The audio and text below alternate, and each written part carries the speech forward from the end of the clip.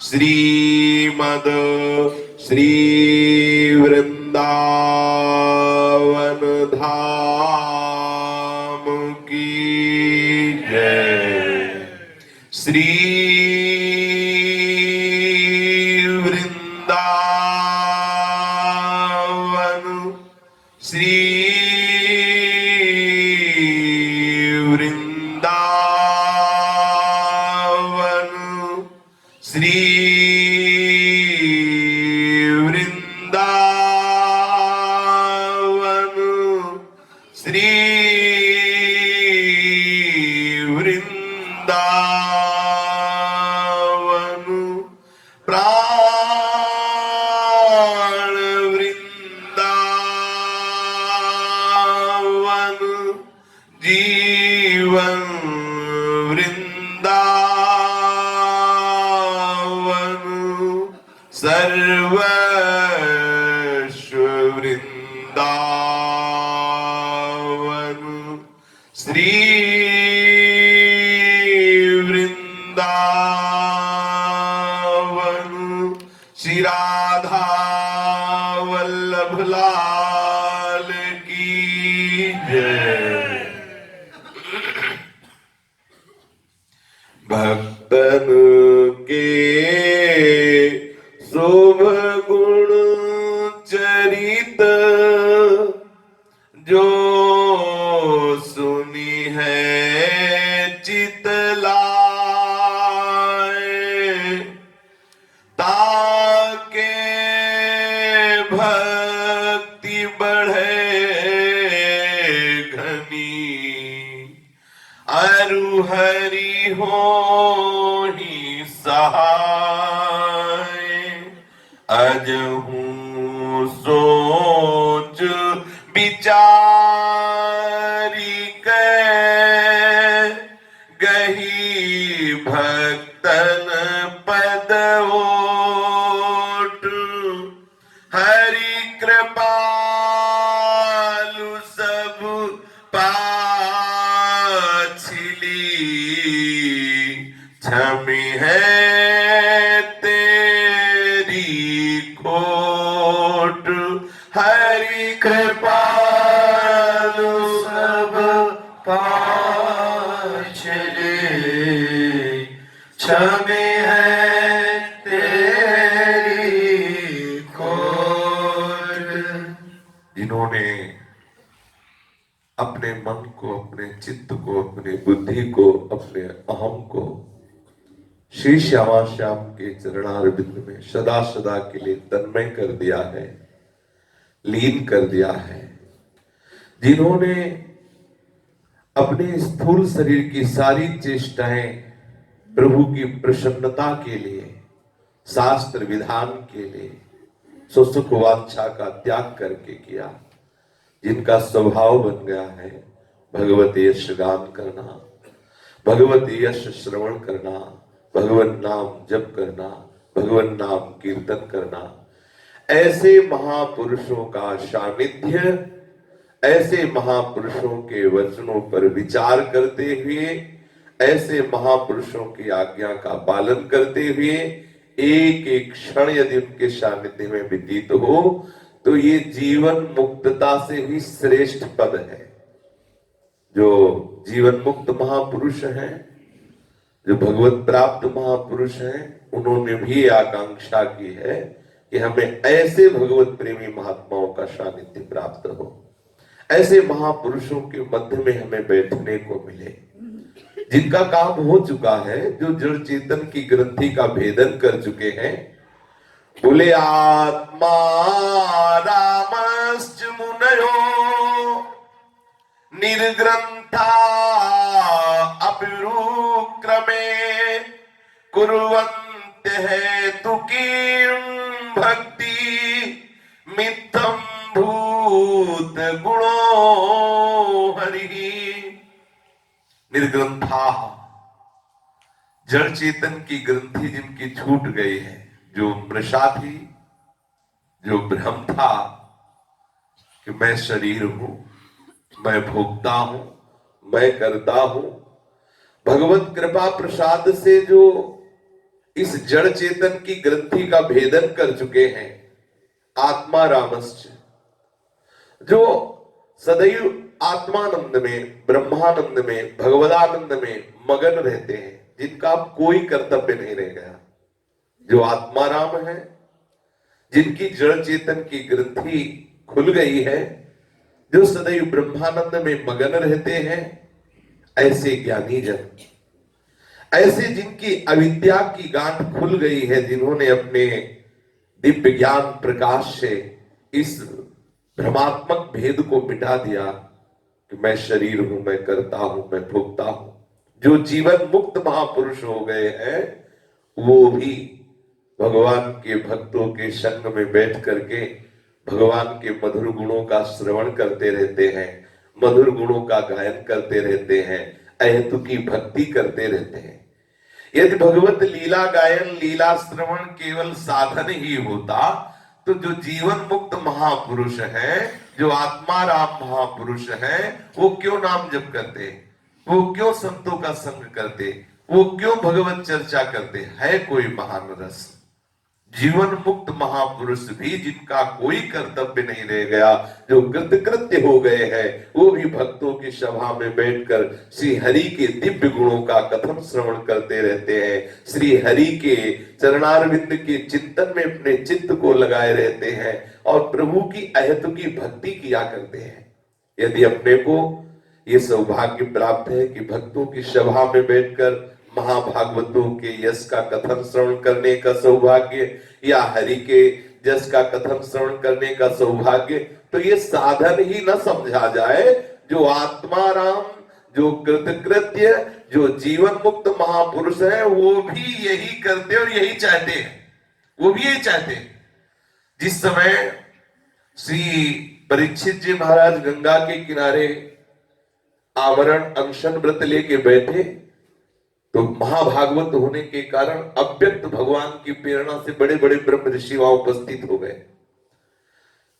प्रसंग के एक सूक्ष्मता पर दृष्टि डालिए। समस्त ब्रह्म ऋषियों में ऐसी सामर्थ्य है कि उसी क्षण भगवत साक्षात्कार करा सकते हैं। जैसे भगवान व्यासदेव जी, जैसे श्री वशिष्ठ जी वहां पधारे, जैसे श्री पराशर जी पधारे, बड़े बड़े महापुरुष पधारे, और सब में इतने सामर्थ्य को भगवत साक्षात्कार करा सकते हैं।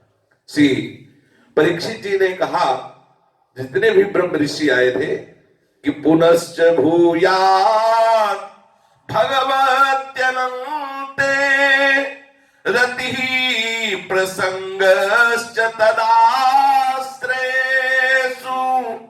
महत्सु यामुपयामि सृष्टिं मैत्रेस्तु सर्वत्र नमो तुझेभ्यः। बहुत ध्यान देने योग्य बात है। श्री परीक्षित जी महाराज कह रहे, मैं आप समस्त ब्रह्म ऋषियों के चरणों की वंदना करता हूं बार बार, और आपसे एक वरदान मांगता हूं, आपसे एक भिक्षा मांगता हूं, आपसे एक आशीर्वाद मांगता हूं। क्या? कि ये नहीं चाहता कि मेरे कर्मों का नाश कर दिया जाए। हमसे जो भी गलतियां हुई हैं, जो भी शुभ शुभ कर्म हुए हैं, उनके परिणाम स्वरूप हमें जहां जहां भी जाना पड़े, चाहे जिस योनि में जाना पड़े। प्राय भक्तों ने कभी प्रभु से या प्रभु के जनों से यह मांग नहीं की कि मेरे कर्म बंधन मिटा दिए जाए। उन्होंने यही कहा है, जेहि जोनि जन्मों कर्म बस तह राम पद अनुराग। सब संतों के, सब भक्तों के अर्थ न धर्म न काम रुचि गति न चहो निर्वाण, जन्म जन्म रति राम पद यह वरदान नान। यहां कह रहे हैं कि बस मेरे मन में एक मांग है कि मैं चाहे कर्म के वशीभूत होकर जिस योनि में जन्मूं, प्रभु के चरणाश्रित महात्माओं के समागम की मुझे सुविधा प्राप्त हो जाए। आप इतनी कृपा कर दो कि जो भगवत प्रेमी महात्मा है, मुझे उनकी सभा में बैठने का सौभाग्य मिले, मुझे महात्माओं का संग मिले, क्योंकि महात्माओं के संग से श्री कृष्ण चरणों में सहज अनुराग हो जाता है। हे ब्रह्म ऋषियों, मैं बार बार एक बात मांग रहा हूं कि मुझे संतों का समागम प्राप्त हो। मुझे संतों के समागम से क्या मिलेगा? बोले श्री कृष्ण चरणों में प्रीति प्राप्त होगी और समस्त प्राणियों में एकमात्र भगवत भाव करने का सौभाग्य प्राप्त होगा। श्री कृष्ण चरणों का अनुराग और समस्त जीवों से भगवत भाव से मैत्री, ये प्रसाद मिलता है साधु समागम में। संत समागम का प्रसाद क्या है? समदर्शिता, सब जगह भगवत बुद्धि करना और प्रभु के चरणारविंद की रति। रति अत्यंत आसक्ति, जहां कुछ अच्छा ना लगे। तो अपने लोगों के हृदय में प्रश्न उठ सकता है कि कोई सिद्ध संत हो तभी तो ऐसा हो सकता है। हम कैसे जाने कि कोई असली संत है कि कोई नकली संत है? पता नहीं वो संत ना हो, संत का वेश रखे हो और हम ये मान के कि इनके संग से में भगवत प्रेम हो जाएगा, कहीं घाटा ना हो जाए। तो पहचान तो होनी चाहिए कि असली संत किसे कहते हैं। संत के संग से श्री कृष्ण चरणों में अनुराग और समस्त भूतों में मैत्री भाव अर्थात भगवत भाव। तो ऐसे संतों का मिलन कहां होगा? पूज्य श्री राधा बाबा। असली संत की कोई बाहरी पहचान नहीं होती, किंतु जो सच्ची अभिलाषा से संत समागम करना चाहते भगवान उनको मिला देते। संत से कौन मिलाता है? भगवान मिलाते हैं। कोई अपने परीक्षण से संत को नहीं पहचान सकता। तो अब उनकी बाहरी चेष्टाएं कहीं आपको लगेगा संत है, बड़े विचित्र विचित्र महात्मा। बाहरी लक्षणों से तो पहचाना ही नहीं जा सकता है किस कोटि का है। पर जो सच्ची अभिलाषा रखते हैं कि मुझे संत समागम प्राप्त हो, तो भगवान उनको मिला देते हैं। ध्यान देने का विषय, भगवान से कौन मिलाता है? संत। और संत से कौन मिलाता है? भगवान। जब भगवान की कृपा होती है, भगवान प्रेरित, जब द्रवहि दीन दयालु राघव तो साधु संगति पाए, तो संतों से मिला देते। और जब संत द्रवित होते तो भगवंत में स्थित कर देते पक्का। स्वयं भगवान ही संत बनकर तुम्हारे जीवन की नाव को पार लगाने के लिए आ जाते हैं। जब तुम याचना करते हो कि हे प्रभु मुझे संत समागम मिले, तो स्वयं भगवान ही संत बनकर के उसके जीवन की नाव पार लगाने के लिए आ जाते हैं। धोखा उनको होता है जो संशयात्मा होते हैं, जो तार्किक होते हैं, जो अविश्वासी होते हैं। जहां कोई अपना अहंकार लेकर के जाएगा संतों के समीप, तो उन्हें धोखा ही धोखा मिलेगा। ध्यान दीजिए, जो सच्चे संतों का समागम करना चाहते हैं, तो पहली बात भगवान ही संत समागम उसे करवा देते हैं, ऐसे संतों से मिला देते हैं। दूसरी बात, स्वयं श्री भगवान संत रूप में आ जाते हैं। अगर कोई ये कहता है कि हमें संतों के समीप जाने में कहीं धोखा न मिले, तो पहले समझो साधु ते होए न कारज हानि। पर धोखा अगर उसी को अनुभव भी आएगा तो उसी को होगा जो तार्किक है, जिनमें विश्वास की कमी है, जो अहंकार लेकर संतों के पास जाएगा, जो संतों से अपने मन की इच्छा की पूर्ति करवाना चाहेगा। सीधा अर्थ, जो संतों में भगवत बुद्धि नहीं रखते हैं उनको धोखा मिलेगा। क्योंकि बिना याभ्याम बिना न पश्यन्ति सिद्धा स्वांतः ईश्वरम। प्रभु को प्राप्त करने की अनन्य सच्ची लालसा का उदय जहां होता है, वो है संत जन। पर बिना श्रद्धा के, बिना दैन्यता के उनकी कृपा का आप अनुभव नहीं कर सकते, अहम से नहीं कर सकते। अगर संतों के समीप हम कोई कामना, कोई जागतिक पदार्थ की उपलब्धि की रंच मात्र इच्छा रखते हैं, कहीं अपनी विद्या का अहंकार रखते हैं, कहीं अपनी बुद्धि का अहंकार रखते हैं, कहीं अपने में अच्छेपन का गर्व रखते हैं, तो ये सब रखकर जब संतों के पास जाओगे तो वहां कुछ समझ में नहीं आएगा, कुछ नहीं मिलेगा, पल्ले नहीं पड़ेगा। आपको लगेगा कि हाँ वो चीज नहीं जो चाहिए। जहां अपनी विद्या का अहंकार है, अपने बुद्धि का बल है, वहां सिर्फ तमाशा तमाशा देखते रहो, वहां साधुता का स्पर्श भी तुम्हारे हृदय में नहीं हो सकता। और भगवान भी चुपचाप देखते रहते हैं। जो अहंकारी होता है, जो विद्या बुद्धि का अहंकार रखता है, भगवान देखते रहते हैं कि कैसे दुर्गति के मार्ग में जा रहा है। यदि आप सीधे सरल भाव से प्रभु से पुकारे कि मुझे संत समागम दे, तो पहली बात, भगवान तुमको वहां ले ही नहीं जाएंगे जहां धोखा होना है, जहां छल कपट होना है, भगवान तुम्हें वहां ले ही नहीं जाएंगे, क्योंकि तुम भगवत आश्रित हो। प्रभु तुम्हें वहां ले जाएंगे जहां माया के प्रवाह में तुम्हें बहना ना पड़े। भगवत कृपा जनित ये संत समागम प्राप्त होता है, किसी प्रारब्ध से नहीं। कोई ऐसा ना सोचे कि मेरे प्रारब्ध में था तो मुझे संत मिल गए, भगवत कृपा से प्राप्त होता है।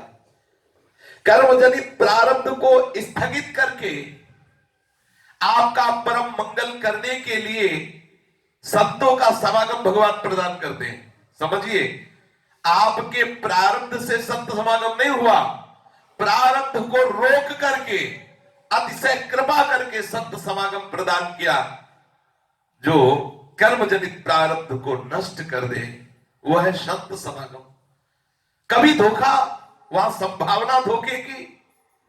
यदि कोई बुरे प्रारब्धवश ऐसा संयोग आ भी जाए तो अवश्य अवश्य अवश्य भगवान उसकी रक्षा करते हैं, किंतु करेंगे उसी की जिसकी एक निष्ठा है संत पर, भगवंत पर, जिसकी एक लालसा है भगवत प्राप्ति की, जो सच्ची दैन्यता से संतों की शरण में गया है, जो सच्ची भावना से चल रहा है। ऐसा भी देखा जाता है कि असली संत के संपर्क में आने पर भी उनकी निमित्त से तो नहीं, अन्य निमित्तों से संतों के समीप रहने वालों का पतन देखा गया है। ये राधा बाबा बोल रहे हैं, कह रहे हैं ऐसा देखा गया, असली सच्चे संतों के संपर्क में आने पर उनके निमित्त से नहीं, अन्य निमित्तों से उनके समीप रहने वालों का पतन देखा गया है। ऐसा क्यों होता है? इसके 3 कारण हैं। पहला ये कि उस साधक की भगवत प्राप्ति की लालसा नहीं होती, वो केवल महात्माओं के प्रताप का वैभव भोगने के लिए आ गया है उनके समीप। उधर संतों के पास खूब सेव संतरा आते हैं, खूब प्रणाम वंदना भेंट कपड़ा लत्ता सब एक से सब हंसते हुए, क्योंकि भगवत चरण आश्रित है तो सब रिद्धियां सिद्धियां उनके चरणों में झुकती है। पहली बात यह है कि जो सच्चे संतों के समीप रहने से यदि तुम्हारा परिवर्तन नहीं हो रहा, तुम्हारे अंदर भ्रष्टता बढ़ रही है, तो आप देखो तुम्हारे अंदर भगवत प्राप्ति की लालसा उद्देश्य नहीं है, तुम्हारे अंदर उद्देश्य है उनके प्रताप का भोग करने का। दूसरा, जैसे हम प्रदर्शनी में गए तो वहां चीजें देखते हैं, एक बढ़िया वस्त्र खरीद लिया, दूसरी अमुक चीज खरीद ली, चौथी अमुक चीज खरीद ली, फिर खाने की चीज ले ली, पहनने की चीजें, 50 चीजें खरीद ली भोग विलास की। फिर मन में बात आई कि यार संतों के पास जाते हैं, तुलसी माला भी ले लेते हैं, थोड़ा सा गोपी चंदन भी ले लेते हैं, कोई एक चित्र भी लेते हैं, क्योंकि संतों के पास जाते हैं तो ये भी ले लेना चाहिए। अगर ये चीज नहीं लेंगे तो लोग कहेंगे देखो भगत है, अंदर प्रीति नहीं है। अंदर ये नहीं कि अगर हम बाजार में आए हमें कुछ खरीदना है तो केवल भगवत संबंध वाली वस्तुएं खरीदनी, लौकिक संबंध की नहीं। ऐसे जो स्वभाव वाले हैं, चलो भाई संत है, संत के पास रह रहे हैं, अब जीवन तो काटना ही है, वास मिल रहा है, खान पान मिल रहा है, बढ़िया धाम पास हो रहा है।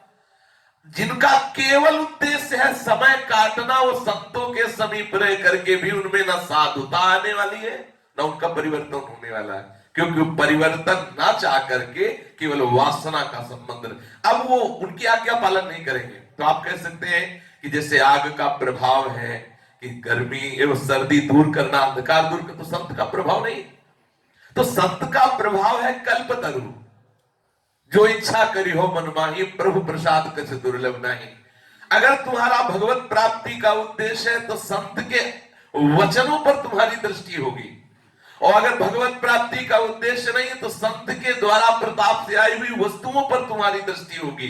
वस्तुओं का भोग करोगे, वचनों का पालन नहीं करोगे तो बुद्धि भ्रष्ट हो जाएगी, भ्रष्ट हो जाएगी पक्का। कितने ऐसे सिद्धों के पास दर्शन हुए जिन्होंने सिद्ध गुरुओं को भी जहर दे दिया है, जिन्होंने ऐसे बड़े बड़े अपराध किए, गुरुद्रोह जैसे अपराध किए। ये बिल्कुल सत्य बात है। उन संतों के पास रहते हुए भी उनका परिवर्तन नहीं। जो संतों के समीप जाकर वस्तुओं से प्रेम करते हो, अपना उद्धार की बात ही नहीं सोचते, केवल उनको वस्तु चाहिए, पदार्थ चाहिए, सुविधा भोगता है। जब सुविधा भोगता हो तो अपराध बनेंगे? तुम्हारी दृष्टि नहीं उनकी आज्ञा पालन करने की। संत के, असली संत के पास रहकर यदि हमारे मन में भगवत संबंध लालसा नहीं जागृत हुई, भगवत प्राप्ति की लालसा नहीं जागृत हुई, तो अन्य वस्तुओं का आदर महत्व बना रहेगा, अन्य भोगों का महत्व बना रहेगा, मनमानी आचरण करने की प्रवृत्ति बनी रहेगी, संत की आज्ञा का उल्लंघन करने का स्वभाव बना रहेगा, निरादर करना तुम्हारा स्वभाव बन जाएगा। जीवन में उनके पास रहने पर भी तुम्हारा कोई परिवर्तन नहीं होगा। पूज्य श्री राधा बाबा, ये ठगने की वृत्ति तुम्हारी बनी रहेगी, ठगने की वृत्ति।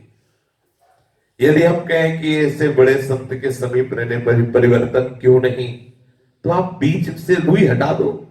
पारसमणि का काम लोहा छूते ही सोना बना देना। वो पारसमणि के बीच में रुई है, अब चाहे हजारों वर्ष रखे रहो, पारसमणि लोहे की डिबिया को सोना नहीं बना पाएगी। यदि ये तीन कारण हमारे जीवन से निकल जाए, पहली बात, हम संत के समीप जाए, भोग संपत्ति का उपभोग करने की लालसा त्याग दें। देखो, लालसा रखना, यहां लालसा त्याग की बात है। हम जिनके आश्रित हैं, भगवत आश्रित, तो वो जाने हमें हमारा भरण पोषण कैसे करना है। हमें भरण पोषण की चिंता, योगक्षेमम बाह्यम, ये उनका कार्य। हमारा कार्य है अनन्यस चिंतयन्तो पाप। मेरा कार्य है उनकी आज्ञा का पालन करते हुए सदैव उनमें तन्मय रहना, चिंतन करना। इस शरीर का भरण पोषण कैसे करना है, ये आचार्य जाने, गुरु जाने, इष्ट जाने। वो पोषण भरण न चिंत कराए, श्री हरिवंश विभो विलसाए, श्री वृंदावन की माधुरी। हमारा दृढ़ उद्देश्य होना चाहिए। संतों का समागम किया क्यों जाता है? भगवत प्राप्ति के लिए। यदि भगवत प्राप्ति के लिए, तो अहंकार रहित होकर अपने बुद्धि विद्या का गर्व त्याग करके, कोई बुद्धि विद्या नहीं है, वो विद्या भी सब अविद्या है जो कंचन कामनी पर विजय प्राप्त न करा सके। बहुत बड़ी लंबी तलवार लिए टहल रहे हो, दुश्मन आया, उठा के पटक दिया, रौंद के चला गया, फिर तलवार निकाले टहल रहे हो। बोले क्या? बोले महावीर है, वो लंबी तलवार। तलवार थी किस लिए? दुश्मन को परास्त करने के लिए। ये सारा शास्त्रीय ज्ञान काहे के लिए है? कंचन कामिनी कीर्ति पर विजय पाने के लिए। और होता क्या है, हम इसका प्रयोग कर रहे हैं कंचन कामिनी कीर्ति की प्राप्ति के लिए। कहो घोर अविद्या, घोर अविद्या। कम से कम संसार में फंसा हुआ उसको एक भय तो है कि यार मैं संसारी हूं। उसको एक अंदर अंदर एक कचक तो है कि मैं सदैव भगवत चिंतन नहीं करता, मैं विषयी हूं, और इसे गर्व है। प्रश्न करके देख लो, हर शास्त्र का उत्तर है। और वही कंचन कामनी कीर्ति की गुलामी अंदर से स्वीकार किए हुए, भोगों की रति स्वीकार किए हुए, अब समझता है मैं शास्त्र ज्ञानी। काहे का खाक शास्त्र ज्ञानी? शास्त्र ज्ञान वो शस्त्र है जो वासनाओं का छेदन करके और आत्मस्वरूप में स्थित हो जाता है, वो शास्त्र ज्ञान है। यदि विद्या बुद्धि का अहंकार लेकर संतों के पास जाओगे, यदि उनके भागवती तेज के प्रताप से आए हुए लोक परलोक के सुखों को भोगने की लालसा से जाओगे, यदि तर्क वितर्क करके ये जानना चाहते हो कि उनकी सामर्थ्य क्या है, तो आप तभी जान सकते हो जैसे भगवान के लिए आए, सुई जाने जे देह जनाई, जान तुम्हें हो जाए। ऐसे अगर संत ना जनाना चाहे तो कोई जान नहीं सकता कि है चीज क्या। भगवत कृपा करके यदि संत जना दे कि हमारा स्वरूप क्या है, तो भले समझ में आ जाए। इसलिए यदि तुम्हारा परिवर्तन नहीं हो रहा, तो आप अपना सुधार कर लीजिए। सामने दोष मत देखिए कि हमारा इतना समय हो गया, हमें वो निकुंज में प्रिया प्रीतम की सेवा में क्यों नहीं जाने को नहीं मिल रहा। अरे पहले देखो, 24 घंटे की केवल दिनचर्या देखो कि तुम्हारे कितने बुरे बुरे आचरण हैं। सबके सामने हम साधु हैं, लेकिन एकांत में हम क्या है वो भी तो देख लो ना। और हमारे ठाकुर वही है जहां तुम हो, हर चेष्टाएं देख रहे हो, उनसे कुछ छुपला नहीं है। सीसी कैमरे में तो हो सकता है अंतराय हो जाए, साइड से साइड में हो जाओ, लेकिन जितने भी साइड करो, हमारे ठाकुर की दृष्टि में तुम हो। वो विश्व नेत्र वाला है। ऐसा नहीं हो सकता कि तुम चाहो कुछ और वो निर्णय करे कुछ और, ऐसा नहीं हो सकता। इस पर प्रश्न हो सकता है तो फिर क्या किया जाए? बस इसका उत्तर एक ये है, अहंकार रहित होकर संत का संग करो। संत का संग अवश्य अवश्य तुम्हें संत बना देगा।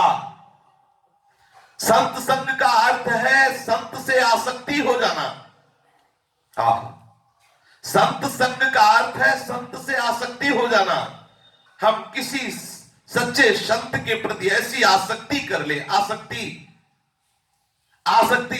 पर जा नहीं सकती उसे आसक्ति कैसे? बोले अब कुछ भी हो छोड़ नहीं सकते, हम जी नहीं सकते इनके बिना, हम जी नहीं सकते प्रभु चर्चा के बिना। पंगु हो गई बुद्धि, पंगु हो गई, शक्ति रहित हो जाना। आसक्ति का मतलब क्या होता है? शक्ति रहित हो जाना। आ तो गए, अब जाने की शक्ति नहीं रही। बोले हो गई आसक्ति ऐसा असक्त हो गया आसक्ति के वशीभूत, अब वो संसार में जाने लायक नहीं रहा। संत संग का तात्पर्य है संत से आसक्ति। हम किसी सच्चे संत के प्रति आसक्ति कर ले। संसार में जिस व्यक्ति से हमारे हृदय में प्रेरणा मिलने लगे कि हम संसार का त्याग करें, सच्चे संत की पहचान। संसार में जिस व्यक्ति के संग से ये प्रेरणा मिलने लगे कि हम संसार का त्याग करें, हम प्रभु का भजन करें, जितनी भी दैवी संपदा है धीरे धीरे हमारे हृदय में प्रेरित करने लगे, आने लगे, जिनके संग से हमें भगवान प्यारे लगने लगे, नाम रूप लीला धाम प्यारे लगने लगे, समझ लो ये महान असली संत है। यही पहचान संत की। हम उनकी शरण में चले जाएं, हम उनसे समस्त आसक्तियों को हटाकर उनसे आसक्ति कर लें, अपनी आसक्ति की धारा उनके चरणों में मोड़ लें। किंतु मोड़ सकेंगे तभी जब हम अपने जीवन को उनकी आज्ञा में ढालेंगे। ध्यान दीजिए, आज हजारों में से कोई विरला एक तैयार होता है अपने मन की बात मान करके संत और गुरु की बात मानना। नहीं, सब संत और गुरु से अपने मन के अनुसार बात बनवाना चाहते हैं, संत सदगुरु के अनुसार कोई नहीं चलना चाहता। इसीलिए भगवत दर्शन, भगवत प्राप्ति की लालसा ये सब दुर्लभ हो रही। हम अपने जीवन को ऐसे ढांचे में ढाले जो आज्ञा करते, जैसा वो हमें बनाना चाहते हैं। देखो, कुम्हार के पास जब मिट्टी जाती है, कूट कूट के एकदम खूब महीन कूटता है, एक भी गांठ नहीं रहने देता, इतनी भी कठोरता नहीं रहने देता, मल मल करके उसे द्रवित करके बिल्कुल अपने योग्य बना लेता है। फिर चाक में चढ़ा के जो चाहता है वो आकार देता, मिट्टी कुछ नहीं कहती। फिर उसे धूप में सुखाता है, फिर आवे में जलाता है, तब वो रस ग्रहण करने योग्य पात्र बन जाता है। और हमारे अंदर कैसी कठोरताएं भरी हुई, कैसी मनमुक्ता भरी हुई है, कैसी मन की तरंगे हैं, एक के बाद दूसरी तरंगे हमें फंसाती चली जा रही। ऐसे कैसे देखो, महात्माओं को कितना जले हैं, कितना रोए हैं, कितना तड़पे हैं प्रभु के लिए। हम संसार के राग को त्याग करके जिस ढांचे में हमें वो ढालना चाहते हैं वैसे ढले। अपनी जान में भगवत प्राप्ति की लालसा के अतिरिक्त अन्य संपूर्ण सांसारिक कामनाओं को सर्वथा विसर्जित करने की पूरी पूरी चेष्टा करें तो संत का प्रताप आपके ऊपर उदय हो जाएगा। जितनी तुम्हें जानकारी उसके अनुसार भगवत प्राप्ति की लालसा के अतिरिक्त अन्य संपूर्ण सांसारिक कामनाओं को सर्वथा त्याग करने की पूरी पूरी चेष्टा कीजिए। पूज्य श्री राधा बाबा, इस प्रयास में असफल होने पर चाहे वो कामना कैसी भी हो, उन्हीं संत से लाज छोड़कर बता दो कि ये मेरे अंदर कामना थी, मैं आपसे कामना पूर्ण करना चाहता था, सारा का सारा प्रयास इसी कामना के लिए था। संकोच छोड़कर उनसे बता दो, किंतु उनको बाध्य मत करना कि ये कामना वो पूरी ही करें, ऐसी भूल मत कर देना। उस कामना को उन पर छोड़ देना, उनको पूरी स्वतंत्रता दे देना। वे पूरी करें तो ठीक, ना करें तो ठीक, केवल उनके आगे तुम रहना और अपनी बात रख देना, देखना सब ठीक हो जाएगा। पूज्य श्री राधा बाबा कह रहे, उन्हें बाध्य मत करना। उनकी प्रत्येक आज्ञा के पीछे उनकी शक्ति होती है। जैसे कोई संत कहता आप ऐसा करो, आज्ञा और अनुमति में अंतर होता है। अनुमति वो होती कि मेरे मन में ऐसा करूं, बोले ऐसा करूं तो दस्तखत करवा ले, वो हुई अनुमति। उसमें तुम्हारे मन की प्रधानता है, उसमें गुरु या संत की प्रधानता नहीं है। आज्ञा में केवल आज्ञा में उनकी प्रधानता, जाओ तुम ऐसा करो, उसमें शक्ति होती है पीछे। जब संत सदगुरुदेव आज्ञा करते हैं तो जो उस आज्ञा का पालन करने के लिए बढ़ता है तो उस आज्ञा के साथ साथ उस महापुरुष की सामर्थ्य भी उसके पीछे होती है। उनकी प्रत्येक आज्ञा के पीछे प्रत्येक के पालन में पूरी पूरी तत्परता से आप लगो, आपको सामर्थ्य उन्हीं संत से प्राप्त होगी। किंतु ये ध्यान रखना चाहिए कि असली संत जब आज्ञा करते हैं तो उसका उद्देश्य केवल प्रिया प्रीतम को, भगवत प्राप्ति को अनुभव करने के लिए होती। कभी संत जन ऐसी आज्ञा नहीं कर सकते जिसमें व्यवहार हो, जिसमें संसार का प्रपंच भरा हो, जिनमें भगवत विस्मरण हो, जो भगवत विमुखता हो, ऐसी कभी नहीं हो सकती। कभी हमें यह दिखे भी कि आज्ञा तो असत प्रेरणात्मक है, तो यदि आप उसकी द्वारा दी हुई असत प्रेरणा का आप यदि पालन ना करने की बात कहेंगे तो उनको बहुत प्रसन्नता होगी। मनमानी चेष्टा, साधनात्मक व्यवहारिक बिल्कुल उनसे ना पूछे, कोई मनमानी चेष्टा उनसे कराने के लिए पूछे नहीं, कोई व्यवहारिक बात छेड़े नहीं, वो जो परमार्थिक आज्ञा कर रहे हैं अक्षरशः पालन कीजिए। कभी कभी यदि वो असत आज्ञा का ऐसा आपको लग रहा है कि ये ऐसी आज्ञा ठीक नहीं है, तो यदि आप नहीं पालन करोगे तो उनमें उनकी प्रसन्नता होगी। तो तुम्हारी परीक्षा के लिए भी कह सकते हैं आप ऐसा कीजिए, जाओ आप घर जाओ, जाओ अच्छा ऐसा कर लो। आपका वैराग्य वहां दृढ़ होना चाहिए कि सत्मार्ग तो ऐसा कहता है, ऐसे चलना चाहिए, ऐसे कहना। तो आपकी क्या क्या है वो आपको देखेंगे, आपकी धरा क्या है। अगर आप ठीक वैसे निर्णय, तो अंदर से अगर आप हिलते तो वो दुलार करके संभालेंगे, और अगर आप नहीं हिलते ठीक तो उनका हृदय आशीर्वाद देगा, आपको आगे बढ़ाएगा। पर मनमानी चेष्टा साधनात्मक या व्यवहारिक बिल्कुल नहीं होनी चाहिए। हर चेष्टा प्रत्येक क्षण की संत सदगुरुदेव के द्वारा आज्ञा से युक्त होनी चाहिए। उनसे कभी भी स्वप्न में भी, जागृत की तो बात क्या, थोड़ा सा भी कपट मत करना। यदि कपट करोगे तो भ्रष्ट हो जाओगे। थोड़ा सा भी कपट न करें। जो संत एक जगह तो सृष्टि में ऐसी होनी चाहिए जहां वहां पूरा रजिस्टर खुला होना चाहिए। संत सदगुरुदेव हमारी आत्मा है, उनके सामने हम जैसे हैं तैसे। अब हमको उनके सामने अपना गुणाभिमान थोड़ी प्रस्तुत करना है कि जी हम ऐसे गुणवान, हम जैसे हैं आपके सामने हैं। उनसे कभी भी स्वप्न में भी, जागृत की तो बात क्या, कोई सा तनिक भी कपट ना करें। एक हमें ओंकारानंद सरस्वती जी मिले थे, तो उन्होंने कहा तो बच्चा बाबा जी का भेष तो बना लिया, लेकिन निर्वाह करना बहुत कठिन है। प्रारंभिक ही परमार्थ की दशा में था, तब वो महाराज जी गंगा बड़े साक्षात ब्रह्म मूर्ति, गंगा किनारे आज भी जब गंगा शब्द आता है तो रोम रोम एकदम, गंगा की मूर्तिमान पवित्रता है। और गंगा का किनारा बड़े बड़े अवधूत परम हंसों का घर है। एक से एक अवधूत संतों के दर्शन हुए। पूरा वाराणसी से लेके हरिद्वार तक गंगा का किनारा, बस यही भ्रमण का क्षेत्र रहा है, पैदल भ्रमण करना वाराणसी से लेकर हरिद्वार तक, बस दोनों तरफ इतना ही था। जो भी समय गया वो इसी में गया, बस इतने। और कहीं कोई तीर्थ, अगर चित्रकूट गए तो वहां से यहाँ वृंदावन युगल किशोर जी लाए, इसलिए वहां चित्रकूट, बस इतने जीवन था। इतने एक से एक परमहंसों के दर बोले, जैसे भिक्षा मांगने जाए तो इतना धैर्य होना चाहिए। जैसे कुत्ते को टुकड़ा ऐसे फेंके, जब पानी आए तो एक डंडा मारो उसको, ऐसे मारो, वो कूं कूं करके चला जाएगा। फिर बुलाओ, फिर आ जाएगा, फिर डंडा मारो, फिर चला जाएगा, फिर एक दो बार बुलाओ तो देखेगा, फिर आ जाएगा। बोले ऐसे साधु को अगर 10वीं बार कोई गाली दे के दरवाजे से भगावे, 11वीं बार फिर बुलावे, आप आत्मा भिक्षा फिर चले जाना चाहिए। बिल्कुल कहीं अपमान की भावना नहीं होनी चाहिए।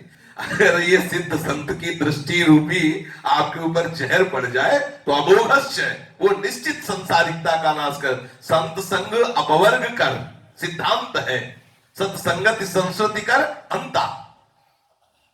ये जरूर है कि पागल कुत्ते का विष तुरंत नहीं चढ़ता, कुछ समय लगता है।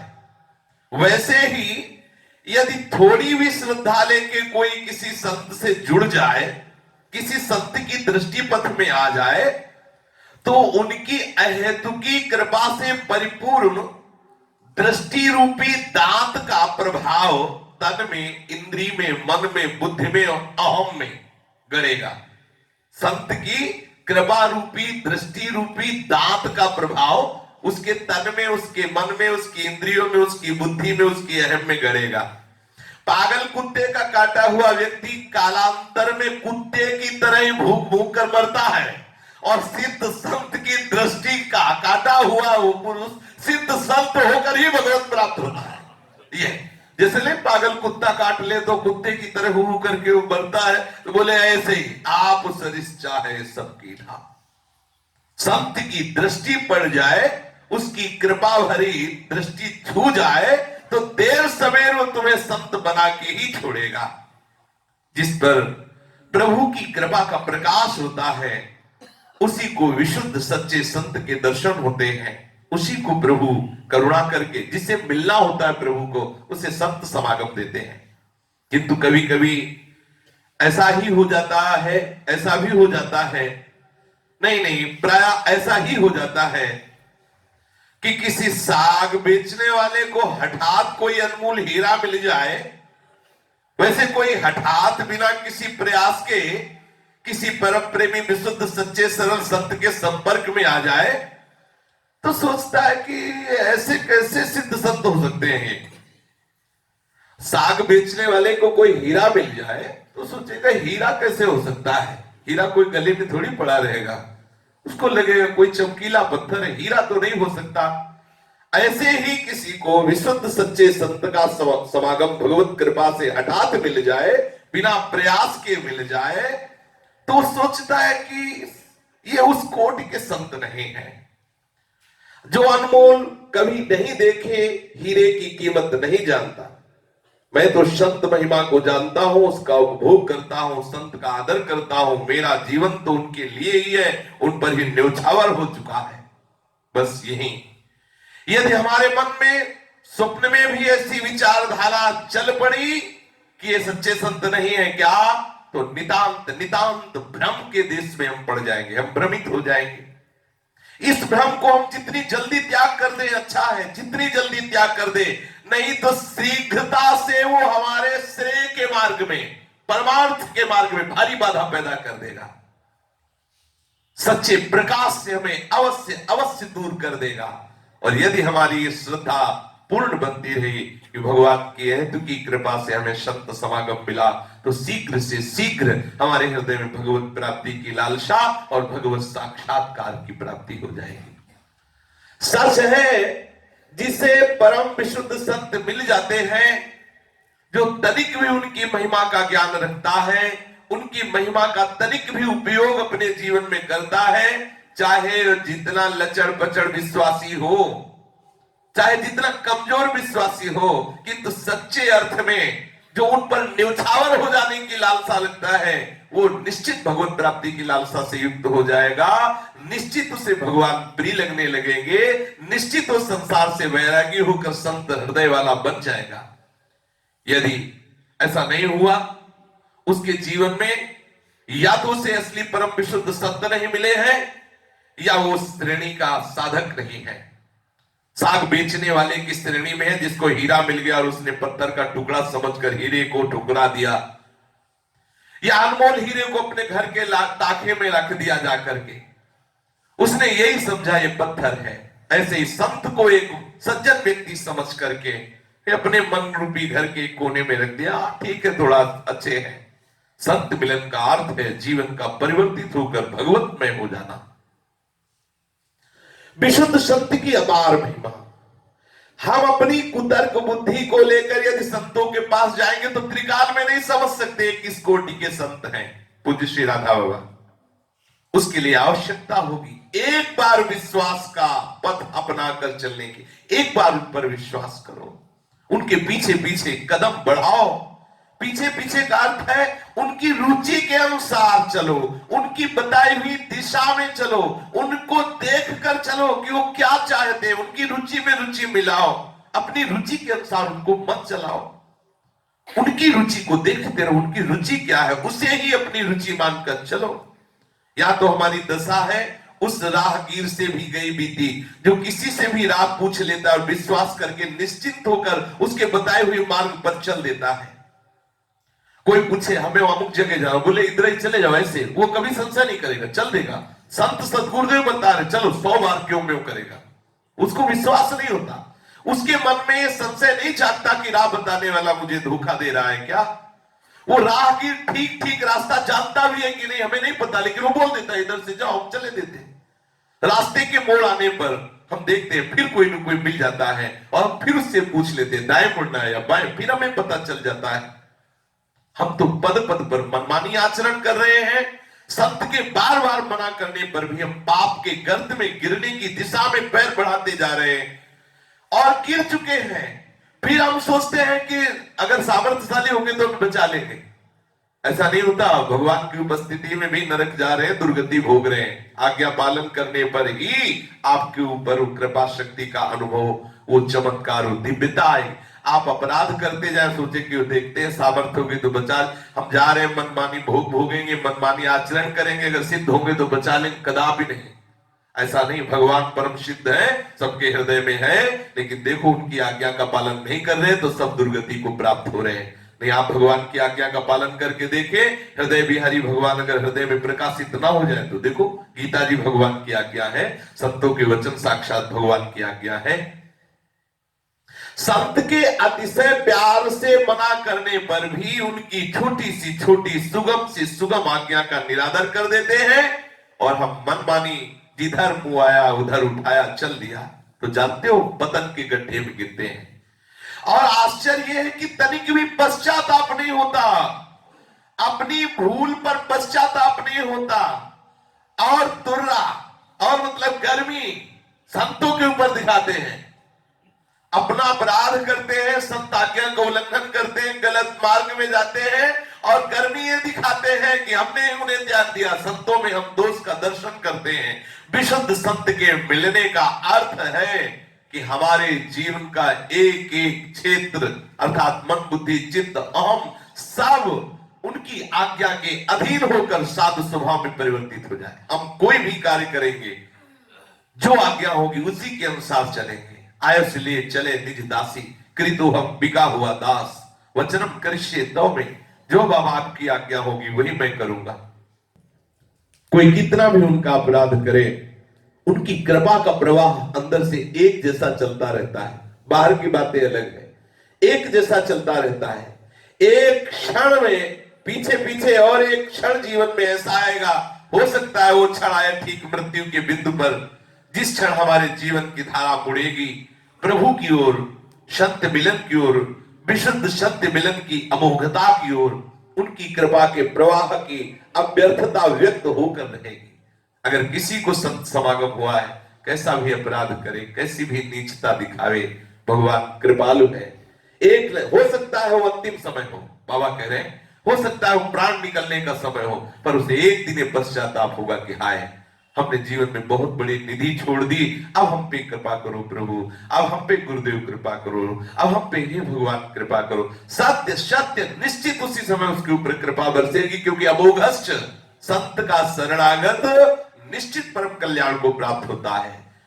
भले ही जगत इसे इस अद्भुत चमत्कार को, परमार्थिक सत्य को न जान पाए, बुद्धिवादी के लिए हास्यपद बना रहे, किंतु सत्य तो सत्य ही रहता है। सत्य किसी की मान्यता की अपेक्षा नहीं रखता है। अतएव हम जिन्हें संत मान चुके हैं, हम उनकी आज्ञा के पीछे अपने प्राण तक विसर्जित करने के लिए तैयार रहें।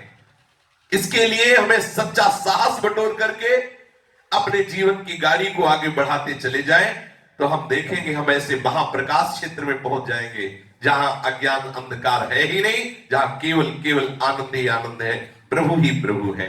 पूज्य श्री राधा बाबा उनकी वाणी। चलते हैं बाबा के जीवन चरित्र के कथन श्रवण का परम लाभ लेते हैं।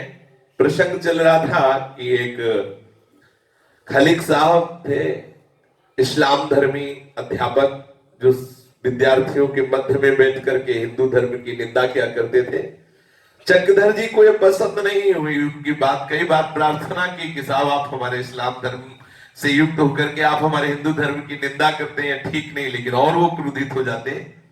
तो बहुत ही विवेकवान और स्मरण शक्ति प्रधान थे चक्रधर जी। उन्होंने कई ग्रंथों को, सूत्रों को याद किया और खलीक साहब का मुंह बंद किया एक दिन। पीछे कल चर्चा हो चुकी। तब खलीक जो इस्लाम धर्म के थे, उन्होंने निश्चय किया कि इस विद्यार्थी को मैं अंग्रेजों से दंड दिलाऊंगा। संयोग बना एक दिन कुछ छात्रों ने गया के जिला स्कूल पर अंग्रेजी झंडा यूनियन जैक जो फहरा रहा था, तो जो अपने भारतीय नौजवान थे बच्चे, उन्होंने कहा कि हमारे ही देश में विदेशियों का झंडा फहरा रहा है, ये हमें बर्दाश्त नहीं। तो चढ़ गए ऊपर और उस झंडे को उतार कर फेंक दिया, उसकी जगह तिरंगा झंडा जो अपने देश का है वो लगा दिया। यद्यपि उस झंडे में फहराने के समय चक्रधर जी नहीं थे, परंतु मास्टर खलीक साहब को बदला लेने का मौका मिला। उन्होंने झूठी शिकायत कर दी अंग्रेजों से कि ये झंडा फहराने का प्लान और झंडा फहराना ये चक्रधर मिश्र ने ही किया है। सरकारी जिसको वजीफा मिलता है, अंग्रेज कलेक्टर जो था वो बड़ा रोष प्रकट किया। सरकारी वजीफा पाने वाले विद्यार्थी सरकार के विरुद्ध कार्य कर रहे हैं, उसका नाम चक्रधर है। सरकारी ब्लैक लिस्ट अंग्रेजी विरोधी व्यक्तियों की तालिका में चक्रधर जी का नाम चढ़ा लिया गया। शिकायत कर चुकने के बाद मास्टर ने कहा चक्रधर जी से, अब बच्चू देख, बड़ा बुद्धिमान बनता था, बड़े ग्रंथों को पढ़ के आया था हमारा मुंह बंद करने के लिए, अब देख मेरे विरोध का मजा तुझे कैसा चखने को मिलेगा। अब मैं देखूंगा कि तू कैसे आगे क्लास में पढ़ सकता है, तेरा वजीफा बंद करवा दूंगा, तुझे स्कूल से निकलवा दूंगा, तुझे अंग्रेजों से दंड दिलाऊंगा। चक्रधर जी ने कहा मास्टर मेरी पढ़ाई छुड़वा सकते हो, छुड़वा दो, मुझे पिटवा सकते हो, पिटवा दो, लेकिन मैं अपने धर्म और देश पर मर मिटने के लिए पुकार पुकार के बोलूंगा, तुमसे दबने वाला नहीं। ऐसा चक्रधर स्वदेशी आंदोलन में अति सक्रिय रूप से फिर भाग लेने लगे। चक्रधर ने देश की आजादी के लिए बहुत कष्ट सहे। उनकी देशभक्ति पूर्ण गतिविधियों को देखकर अंग्रेजी सरकार उन्हें गिरफ्तार करना चाहती थी, परंतु पुलिस के हाथ लग नहीं पाते थे। चक्रधर कांग्रेस के एक सक्रिय कार्यकर्ता थे। पुलिस उसे पकड़ने के लिए बेचैन रहने लगी। एक तो झंडा गिराने को उसमें जब देखा कि मास्टर ही विरोधी में हो गया और हमारा नाम लिख गया, तो फिर उन्होंने जो भारतीय स्वतंत्रता करने के लिए नौजवान तैयार थे उनमें सम्मिलित हो गए चक्रधर जी। गया शहर की बात है, चक्रधर गया में फकरपुर के राज परिवार के श्री लल्लन जी के साथ रह रहे थे। पुलिस को इसकी सूचना मिल गई। सूचना मिलते ही अचानक पुलिस पहुंच गई और उसने लल्लन जी के घर पर घेरा डाल दिया। चक्रधर जी घेरे में फंस चुके। जब उनको पता चला कि आसपास पुलिस है, बड़ी कठिनाई का क्षण, पर उन्होंने धैर्य नहीं छोड़ा। सच्ची सेवा भावना को प्रभु की ओर से सहायता मिलती है। कोई भी देशभक्ति की हो या किसी की भी सेवा की, अगर सच्ची भावना है तो भगवान वैसा विवेक वैसा बल दे देते हैं। किसी अचिंत्य विधान के अनुसार भाग निकलने के लिए वो सोच रहे थे कैसे निकलूं, आसपास तो अंग्रेजी पुलिस लगी है। तो लल्लन जी की सुपुत्री स्कूल पढ़ने जाया करती थी। उसे स्कूल जाने के लिए एक बंद दरवाजे वाली एक फिटिंग गाड़ी आया करती थी। चक्रधर जी ने उसका लाभ लिया। तुरंत एक लड़की का वेश बनाया, बगल में झूला टांगा और उस गाड़ी में बैठ गए और किताबों का थैला लेकर के। अब सबको पता था कि उनकी लड़की स्कूल जाती हुई, चक्रधर स्कूल जा रहे इसमें गाड़ी में बैठ करके। पुलिस के घेरे से बाहर हो गए और अपने गांव फकरपुर चले गए। जब पुलिस को ये पता चला कि इनके घर में चक्रधर जी नहीं है तो निराश होकर लौट पड़े। चक्रधर जी अपने गांव फकरपुर में थे, तब पुलिस के अफसरों ने उनको पकड़ने के लिए वारंट जारी कर दिया और वो वारंट अरवल थाने पर भेज दिया। अरवल थाने के दरोगा जी गिरफ्तार करने के लिए फकरपुर आए। फकरपुर गांव में आकर दरोगा जी चक्रधर जी की खोज करने लगे। वैसे गांव में ऐसा था कि अगर एक पुलिस आ जाए ना, पूरे गांव वाले बड़े सीधे साधे होते, पुलिस आई भाग के, मतलब कोई पूरे गांव में नहीं दिखाई देगा ऐसा। अब तो पढ़े लिखे लोग बात कर, पुलिस शब्द से ही पूरे गांव के लोग भयभीत हो जाते थे। उस समय गांव के कई लड़के खेल कूद कर रहे थे, जे ही देखा लाल पगड़ी पुलिस, हंसना खेलना सब बंद, सब भाग गए, तितर बितर हो गए। अन्य लड़के तो भाग गए, परंतु चक्रधर जी अपने घर के बाहर निर्भीक बैठे ही रहे। हारमोनियम बजा रहे थे और देशभक्ति के गीत गा रहे थे। देखा लाल पगड़ी वाली पुलिस आई, दुर्गा जी उनके पास आए और पूछा चक्रधर मिश्र का घर यही है? चक्रधर जी ने बताया जी हाँ हाँ यही चक्रधर जी का घर है, बिल्कुल भय नहीं, बिल्कुल हिचक नहीं। दरोगा ने पूछा इस समय यहां होगा चक्रधर? वो जानते नहीं थे कि ये चक्रधर है। सहज स्वभाव में चक्रधर जी ने कहा जी अभी तो यही थे, हो सकता है वो यही हो, आप आदेश करो मैं उनको अभी लेके आता हूं। झूठ भी नहीं हुआ, हो सकता है यही हो, आप आदेश, वो समझ रहा मतलब घर के अंदर हो, आप आदेश करो मैं अभी बुला के लाता हूं। दरोगा जी ने कहा हाँ मैं यहां खड़ा हूं, जाओ बुला के लाओ। बोलो दरोगा साहब आए, चक्रधर को ऐसा बोलो। हारमोनियम वही छोड़ा, घर के भीतर गए और धीरे से अपने कपड़े बदले, माथे पर गमछा बांधा और निपट गंवार देहाती बनकर घर के पीछे खिड़की से छलांग लगाई और कूद के निकल गए। गया का रास्ता पकड़ लिया। थोड़ी देर तक दरोगा जी घर के बाहर खड़े रहे, प्रतीक्षा करते रहे, परंतु जो लौटना हो ना हुआ तो अंदर गए, तलाशी ली तो वहां थे ही नहीं। समझ गए कि हमें चकमा दे के निकल गया, वही चक्रधर था। ऐसा चक्रधर मिश्र पुलिस की आंख में धूल झोंक कर गया पहुंच गए। वहां पहुंचने के दूसरे या तीसरे दिन आजाद पार्क में सार्वजनिक सभा थी। सभा में चक्रधर जी का देशभक्ति पर भाषण होने वाला था। भाषण सुनने के लिए दूर दूर से नौयुवक वहां आए हुए थे। पुलिस चाहती थी कि यहाँ जो भी भाषण देगा उसे बंदी बनाया जाएगा और दंड दिया जाए। जब ये पता चला कि जिसके लिए सरकारी वारंट निकला हुआ है वही चक्रधर यहाँ भाषण देगा, और बाबा बड़े बड़े सावधान, पता था कि ऐसा कुछ होगा। तो जो भाषण देने के लिए टेबल रखी जाती है ना, कपड़ा जैसे ऐसे डाला जाता है, लंबा कपड़ा, जब टेबल रखी गई थी उसी के नीचे वो बैठ गए थे। एक भी आदमी नहीं आया था श्रोता। अब धीरे धीरे श्रोता आना शुरू हुआ, पुलिस लगनी शुरू हुई कि यहाँ जरूर भाषण होगा। अब देखना है कि यही आएगा, जरूर बोलने आएगा उसे, और वो पहले ही टेबल रखने के साथ ही पहले ही बैठे उससे नीचे।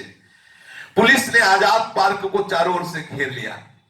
घेर लिया इसलिए कि जे भी चक्रधर सभा में भाषण देने के लिए आएगा, पार्क में घुसने के पहले ही उसे बंदी बना लिया जाएगा। पार्क में चक्रधर का जोशीला भाषण सुनने के लिए हजारों की भीड़ इकट्ठा हुई। सभा का कार्यक्रम शुरू हो गया, परंतु चक्रधर कहीं भी दिखलाई नहीं दिए। जनता के दिल में उत्सुकता थी कि चक्रधर कब आएंगे और कहां से बोलेंगे। किसी को पता, सबको थोड़ी पता था। पुलिस की आंखों में बस एक ही, वो चक्रधर कहां से आ रहा है, बस यही तलाश थी। चक्रधर को गिरफ्तार करने के लिए स्वयं कलेक्टर भी आए हुए थे, क्योंकि उस नौजवानों को भड़का रहे थे। स्वतंत्रता के लिए नौजवानों को अपने पक्ष में सम्मिलित करके अंग्रेजों के विपक्ष में कर रहे थे। कुछ लोगों का साधारण भाषण हुआ। सभा संयोजक ने सूचना देते हुए बतलाया कि भाई चक्रधर मिश्र का भाषण होगा। जनता की उत्सुकता और पुलिस की बेचैनी कि कहां से आएगा चक्रधर। आसपास तो जब शुरू ही हुआ था लोगों का आना, तब से पुलिस लगी थी, चक्रधर आएगा कहां से। सबकी खोज थी कि चक्रधर कहां है। चक्रधर जी टेबल का पर्दा हटाकर टेबल पर चढ़ गए और ऊपर भाषण शुरू कर दिया। तो भगवत प्रदत्त बुद्धि होती है। टेबल का पर्दा उसी के नीचे थे, पर्दा हटाया और भाषण शुरू किया। और उनका वो जोशीला भाषण, सब आश्चर्यचकित हो गए।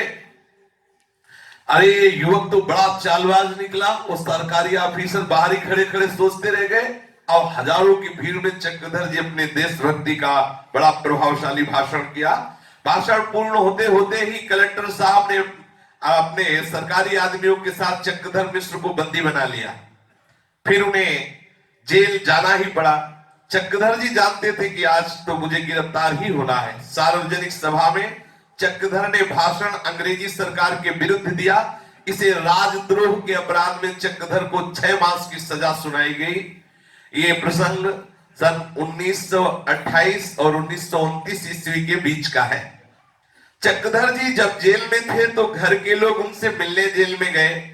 घर वालों को बड़ा दुख हो रहा था कि जेल में उसे बहुत कष्ट भोगना पड़ेगा। जेली पोशाक में खड़े हुए चक्रधर से बड़े भाई ने कहा कि तुम क्षमा मांग लो अंग्रेजी सरकार से, तो तुम्हें क्षमा मिल जाएगी। इसके लिए चक्रधर ने कहा जो भारत विरोधी जन है इनके आगे मैं गर्दन झुकाऊं, क्षमा मांगू, कभी ऐसा नहीं हो सकता। 6 मास की सजा भोगने के लिए चक्रधर तैयार हो गए, लेकिन क्षमा मांगने के लिए नहीं। जेल में चक्रधर को बहुत ही यातना भोगनी पड़ी। अंग्रेजी जो सरकारी आदमी थे बहुत दंड देते थे भारतीय नौजवानों को। जो गया जेल का सुप्रिंटेंडेंट प्रौढ़ावस्था वाले विशाल का एक आयरिश अंग्रेज था। वो थोड़ा लंगड़ा के चलता था, उसे लंगड़ा साहब कहते थे। बड़ा ही दुर्दांत कसाई था वो, बहुत मारता था। जो भी भारतीय स्वतंत्रता सेनानी संग्राम करने वाले नौजवान थे, उनको बहुत मारता था, मतलब बहुत तरह से कष्ट देता था। वो शौचालय से विष्ठा मंगाकर इसे पूरे मुंह में पुतवा देता, मार मार करके पूरे शरीर को सुझवा देता। जब वो जेल का निरीक्षण करने के लिए आता तो कैदियों से सबको पहले उनके उसके आदमी बोलते कि जो ही साहब आए तो सब बोलो सर झुकाकर सलाम साहब, सब ऐसे जितने भी भारतीय सैनिक जो पकड़े गए थे स्वतंत्रता के लिए, कैदी साहब भयवश सलाम करते हो, बड़ा तगड़ा था। अगर कोई सलाम नहीं करता तो बहुत मारता, गिरा के छाती में बूटों से रोकता, खून की उल्टी वो करता, पर वो मतलब बहुत कसाई था, खूंखार बन जाता। चक्रधर जी ऐसा कैसे हो सकता है कि सलाम कह के सर झुका दे, ऐसा नहीं। चक्रधर कांग्रेस कमेटी के थे, चक्रधर पर बड़ी कड़ी नजर रखी जाती थी। जब कैदियों को देखने के लिए लंगड़ा साहब आया तो उसने चक्रधर से भी, जो उनके सैनिक थे, बोले कि साहब आ रहे हैं, और पद्धति ये थी कि ऐसे दोनों हाथ करके और ऐसे सर झुका के बोलो सलाम साहब, ऐसा बोलना होगा, दोनों हाथ ऐसे रखो और बोलो कि सलाम, ऐसा। चक्रधर जी सुने और चुपचाप जैसे के तैसे ऐसे खड़े रहे। वो नजदीक आया दोबारा, वही अंग्रेज, और ऐसे आंख मिला के बोला, तुम्हें सलाम बोलना नहीं आता? चक्रधर बिल्कुल सीधे खड़े रहे, न सर झुकाया ना ऐसा कुछ किया। तिवारा कहने पर भी ना कोई उत्तर दिया, ना तनिक भी झुके, बिल्कुल सीधे ऐसे खड़े रहे। वो क्रोध से भड़क उठा, उसने बड़ी जोर से घूसा सीधे यहां मारा नाक पे, ऐसा लगा आंख फूट जाएगी, नाक में घुसा लग, अब बहुत जोर से घुसा, खून खून एकदम, और मूर्छा गई, चक्रधर जी को गिर गए। चक्रधर जी को जेल के अस्पताल में भर्ती करा दिया गया। 15-20 दिन तक लगातार अस्पताल में भर्ती रहना पड़ा। ऐसा हो तगड़ा तंदुरुस्त सब मांस खाने वाले लोग, ऐसे जोर से घुसा मारा कि सब टूट गया यहाँ, और 15-20 दिन तक उनके खून आता रहा, उसको दवा दी गई। अस्पताल में चक्रधर जी रहे, बार बार चक्रधर जी को देख रहा था कि अब तो बहुत दुर्गति भोगनी पड़ेगी, क्योंकि अंग्रेज लोग ऐसे कसाई हैं। तभी तो अंग्रेजों से घृणा थी। ये जो भारतीय लोग थे ना, अब तो मतलब अपने लोग जानते ही नहीं कि कितना कष्ट दिया इन लोगों। तो उस समय जिन्होंने कष्ट सहाय, तो इस घृणा, राधा बाबा को भी घृणा थी, संत बनने के बाद भी घृणा थी। जब अंग्रेज को देखते तो घृणा आ जाती। फिर इस घृणा को दूर करने के लिए बाबा ने फिर भगवत भावना की, नहीं तो बहुत सताया। ऐसा चक्रधर जी को दिख रहा था कि अब अस्पताल से निकलते फिर मुझे दुर्गति भोगनी पड़ेगी, मुझे बहुत मार पड़ेगी। इस विपत्ति के क्षण में चक्रधर जी को अपने गांव के कुम्हार की याद आई। वो जो कुम्हार था वो भक्त था, वो मिट्टी के बर्तन बनाता था। रात्रि में 2 बजे उठ करके बड़ी जोर से पुकारता, तेरे मालिक है दीनानाथ, सोच मन काहे को करे, तेरे मालिक है दीनानाथ, सोच मन काहे को करे। ये एक लाइन वो जोर जोर से गाता था। गरीब था, मिट्टी के बर्तन बनाता, कभी 2-4 पैसे के बर्तन बिक जाते, उसे खान पान हर व्यवस्था के लिए सोचना पड़ता। तो ये एक लाइन जोर जोर से 2 बजे रात्रि से गाना शुरू करता, तेरे मालिक है दीनानाथ, सोच मन काहे को करे। और बाबा का उस समय विद्यार्थी जीवन था, तो उठ बैठते और बहुत झुल्लाते कि 2 बजे से हल्ला मचाना शुरू कर दिया, तेरे मालिक है दीनानाथ, सोच मन काहे को करे। अरे भजन करना है तो अंदर अंदर कर, हम विद्यार्थी है, रात में जगा देता है, चिढ़ करके बेकार की ये बातें बोलता रहता है, ऐसा चक्रधर जी बोलते हैं। उस कुम्हार ने कहा, बच्चा जब जीवन संकट में होता है तो कोई काम नहीं देता, केवल मालिक काम देता है। ये बात ध्यान आई चक्रधर जी को, ये बात ध्यान आई उस कुम्हार की कि अब जीवन संकट में है, कोई हमारा साथी नहीं है। इस समय वो पंक्ति याद आई कुम्हार की, तेरे मालिक है दीनानाथ, सोच मन काहे को करे। उस समय इस पंक्ति को बार बार राधा बाबा दोहराने लगे। चक्रधर जी, सच्ची बात यही है कि तीनों के नाथ भगवान ही मुझे संकट से उबार सकते हैं, ऐसा चक्रधर जी ने निश्चय किया। उस कुम्हार की बात अब रह रह करके चक्रधर जी को याद आ रही थी चक्रधर जी मन ही मन भगवान से प्रार्थना कर रहे थे कि इस संकट से उबार लीजिए। चक्रधर अस्पताल से जेल में आ गए और वो लगड़ा साहब जेल का निरीक्षण करने के लिए कई बार आया और उसका व्यवहार अन्य कैदियों के साथ वैसे ही पूरा क्रूर रहा, पर पता नहीं क्या हुआ कि वो चक्रधर जी के सामने आके वहां खड़ा ही नहीं होता, आगे चला जाता। ये भगवान की प्रार्थना का चमत्कार कि वो सबके सामने खड़ा होकर वैसे ही क्रूर व्यवहार करता, लेकिन जब चक्रधर जी के सामने आता तो उसके पैर ही नहीं रुकते, आगे बढ़ जाते। दोबारा चक्रधर जी से बात भी नहीं की। चक्रधर जी को बड़ा आश्चर्य होता कि ये तो केवल मेरे भगवान का चमत्कार है, केवल मेरे भगवान का चमत्कार है। जेल के अंदर कोल्हू से तेल पिरवाना, चक्की से आटा पिसाना, खेत में पानी सींचना, बड़े बड़े कठिन सेवाएं भारतीय नौजवानों से अंग्रेज लोग लेते। 6 मास की सजा भोगने के बाद चक्रधर जी जेल से बाहर आए, पर जब उसके मन का झुकाव क्रांतिकारी गतिविधियों की ओर से कम नहीं हुआ। उनके मन में आया भले प्राण निकल जाए लेकिन हमारा देश स्वतंत्र होना चाहिए। जेल से बाहर आने के बाद घर वालों ने कहा कि तुम क्या कर रहे हो, नया नया ब्याह हुआ था और राजनीतिक कार्यों में भाग लेकर के पूरे घर की सब समस्याएं बढ़ाते चले जा रहे हो, तुम इधर ध्यान क्यों दे रहे हो राजनीतिक कार्यों में। राजनीतिक कार्यकर्ता के रूप में चक्रधर जी ने इधर उधर भागना, दंड सहना, भूखे प्यासे रहना ये स्वीकार किया, सुखपूर्वक घर में रहना नहीं। कई बार रात के 10-11 बजे घर आते और अपनी पैनाल वाली बहन को और मातृस्थानीय जो भाभी जी थी उनको जगा कर कहते कुछ रोटी कुछ भी बना दो, मुझे पवा दो। भागते अंग्रेजों के भय से और कहते कुछ पवा दो। वो बहन को जगाती और दोनों मिलकर के कुछ बनाते और इनको पवा देते। बिहार के राजनीतिक आंदोलनों में भाग लेते समय चक्रधर जी को एक बात का अनुभव हुआ।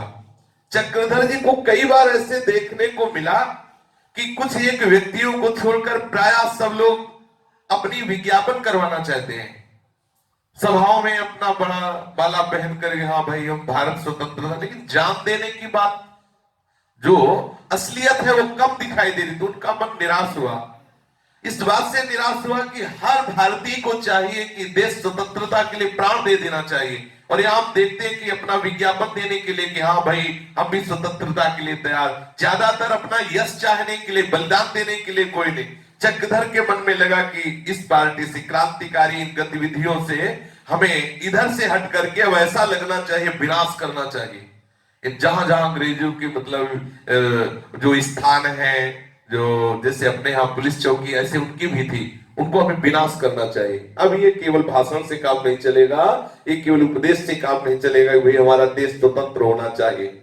चक्रधर के मन में क्रांतिकारियों की जीवन गाथा एवं आत्मोत्सर्ग कि कौन किसने कैसे कैसे देश स्वतंत्रता के लिए प्राण त्यागे बातें सुनकर मन में आया कि भले मेरे प्राण निकल जाए, अब मैं इन अंग्रेजों को अपने देश में नहीं रहने दूंगा। दृढ़ निश्चय हुआ। भारत में अंग्रेजी राज्य को उखाड़ फेंकने के लिए दृढ़ संकल्प क्रांतिकारियों का महात्मा गांधी जी के सत्य, अहिंसा, शांतिमय प्रयास में विश्वास न रखने वाला एक दल था। सभाओं में प्रस्ताव पारित करने से तथा अंग्रेजी शासकों के सामने हाथ पसारने से काम बनने वाला नहीं। आवश्यकता इस बात की है कि लाठी का जवाब फरसे से दिया जाए, ऐसे भारतीय जवान ये नहीं चलेगा। चक्रधर जी ने अब संपर्क किया उससे विप्लववादियों से, जिन लोगों का दृढ़ निश्चय था, उन लोगों का परिकर में था कि हाथ में गीता लो और कसम खाओ कि हमारे रहस्य को कोई नहीं जानेगा, प्लान को, कि हम लोगों का प्लान क्या है, और हम लोगों को मरना और मारना है इन अंग्रेजों को, कोई दूसरी बात नहीं, कोई समझौता नहीं, इनको मार के खदेड़ना है, भारत से नहीं। ऐसे नौजवान तैयार हुए थे। विप्लववादी कार्यों में सफलता पाने के लिए संबंध को सुगुप्त रखना आवश्यक था। यह सुगुप्तता ही तो विप्लववादी गतिविधियों की रक्षा कवच थी। सतर्कता इतनी अधिक रखी जाती थी कि विप्लववादी योजनाओं की पूर्ण जानकारी तो केवल सर्वोच्च स्तर के कतिपय कार्यकर्ताओं को रहा करती थी। शेष सदस्यों को तो केवल उतना ही ज्ञात रहता था जितना कार्य उनके द्वारा होना होता था। चक्रधर और उनके मित्र मदन मोहन सिंह एक क्रांतिकारियों के संपर्क में थे। वे उनसे बम बनाने की शिक्षा लेते, बम बनाओ और जहां जहां फोड़ो उनको नष्ट करो। कलकत्ते का एक बंगाली उन लोगों को हथियार बना बना के देता। कितना कष्ट सहा है, कितना कष्ट सहा है भारतीयों ने। बिल्कुल समझ लीजिए जैसे पशुओं के साथ व्यवहार ऐसा अंग्रेज लोग करते थे। कुछ दिनों के बाद उस बंगाली ने भयभीत होकर अंग्रेजों से वो बम बनाना बंद कर दिया, वो सामान देना बंद कर दिया। उसकी इस वंचना से चक्रधर मिश्र की भावना को बड़ा धक्का लगा।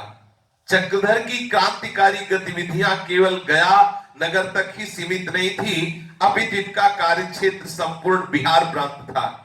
एक बार क्रांति दल के सदस्यों ने ऐसी योजना बनाई कि बिहार और उड़ीसा प्रांतों में जितने भी पुलिस और थाने हैं अंग्रेजों के, उन सबको एक साथ आक्रमण कर निश्चित बम से गिराकर नष्ट कर दिया जाए। चक्रधर जी की पार्टी ने ऐसा बम विस्फोट के द्वारा उन सभी थानों को एकदम उड़ा दिया जाए। बिल्कुल ऐसा है, और ऐसा नहीं कि बाहर के दुश्मनों को भगाया, अंदर के भी दुश्मनों को भगा दिया। ऐसे महापुरुष बने, उड़ा दिया काम क्रोध लोभ मोह मद मत्सर सबको, एक छत्र भगवत राज्य हृदय में। अब ये योजना आगे बढ़ने के लिए पूर्ण रूप से तत्पर थे, पर अंग्रेजी शासन पुलिस का दल इन क्रांतिकारियों के पीछे पड़ा हुआ था और बेस बदलने में बड़े कुशल थे चक्रधर जी। कभी देखते कि अब फंस गया तो लाठी लेकर कुबड़ा निकाल करके वृत्त की भांति चलते, कभी तुर्की टोपी लगा करके पैजामा पहन करके ऐसे चलते जैसे लगता कोई इस्लाम धर्म का जा रहा है, तो ना पकड़े जाते। वेश परिवर्तित करके अंग्रेजों को चकमा दे देना इनको तो ऐसे 1 मिनट में आता। चक्रधर जी वेश परिवर्तन करके अंग्रेजों को चकमा देकर कई बार ऐसा हुआ कि पकड़ने का अवसर आया निकल जाते। एक बार पुलिस को अपने प्रयास में कुछ सफलता मिल गई।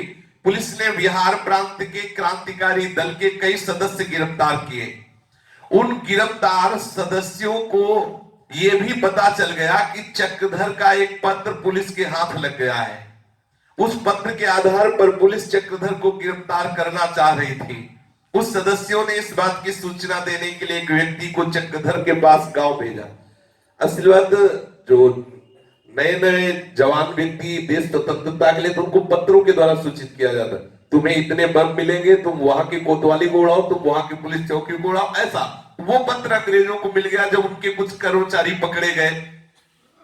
चक्रधर को यह पता तो था नहीं कि यह मेरे क्रांतिकारी दल का कोई सदस्य पकड़ गया है और मेरे पास संदेशवाहक बनाकर भेजा गया है। इस जानकारी के लिए कुछ संकेत हुआ करते थे कि ये आदमी अपना है या पुलिस का, क्योंकि पता नहीं पुलिस का आदमी हमारा आदमी बन के आवे और हमें फंसा ले जाए। तो वो व्यक्ति उस आकर बोलता, पहले से तय था कि हम तभी मानेंगे कि तुम हमारे पक्ष के हो। वो बोलता, उमा का हूं मैं अनुभव अपना, सब हरि भजन जगत सब सपना। उसके कहने पर इधर का पक्ष बोलता, रामे सुमिरी गाई रामे संतत सुनी राम गुण ग्रामई। मतलब ये कि आप हमारे पक्ष के हो। ऐसा 2-3 चौपाइयां बराबर उत्तर होने पर पता चल जाता कि आदमी अपने पक्ष का है। किस चौपाई के बाद कौन सी चौपाई का क्रम है ये वही बोल सकता था जो विप्लववादियों के संगठन में था। बाहरी कोई नहीं जान, अगर कोई एक चौपाई सुनेगा तो क्रम गलत हो गया तो पकड़ लो, वो अपने पक्ष का नहीं है। ऐसा बहुत सूक्ष्मता की बात है भाई, विदेशी शासन को मिटाना।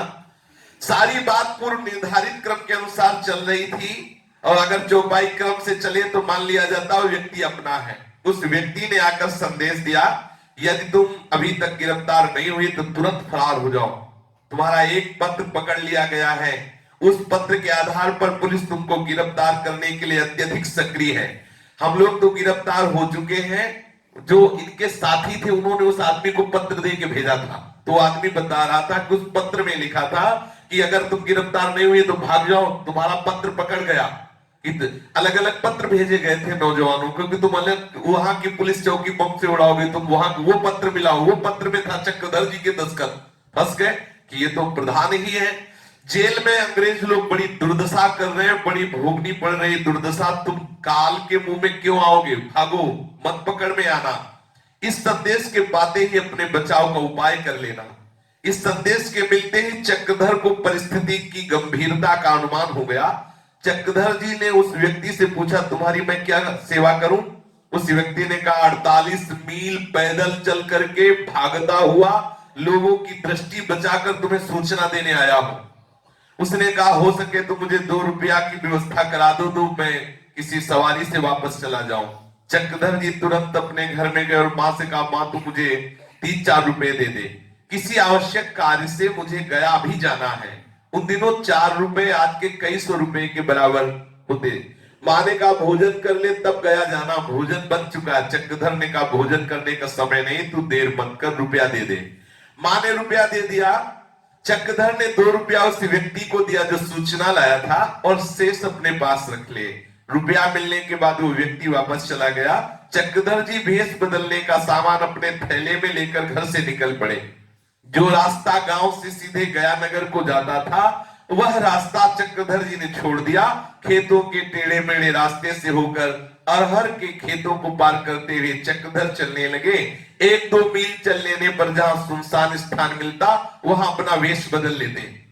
अरहर के पेड़ बड़े बड़े होते हैं, उनके बीच में छुप करके वेश बदलते कि कोई जान न पावे, कोई वेश बदलते देख न ले।